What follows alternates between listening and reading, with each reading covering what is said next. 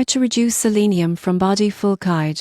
Most people get this wrong by assuming selenium is always safe. The surprising truth is that too much selenium can cause toxicity, with symptoms like nausea, hair loss, fatigue, and even neurological issues. Start by identifying your selenium intake. Foods like Brazil nuts, seafood, and organ meats are high in selenium. Reducing consumption of these foods can help lower selenium levels gradually. Avoid supplements unless prescribed by a doctor. Next, increase water intake to support kidney function. Proper hydration helps your body excrete excess selenium efficiently. You won't believe how much simple lifestyle adjustments like drinking more water can impact mineral levels. In some cases, doctors recommend chelation therapy or medications to bind and remove excess selenium. This is usually reserved for severe cases, so professional guidance is essential. Avoid self-medicating as aggressive removal can disrupt other essential minerals. In conclusion, reducing selenium in the body requires careful dietary adjustments, hydration, and medical guidance if necessary.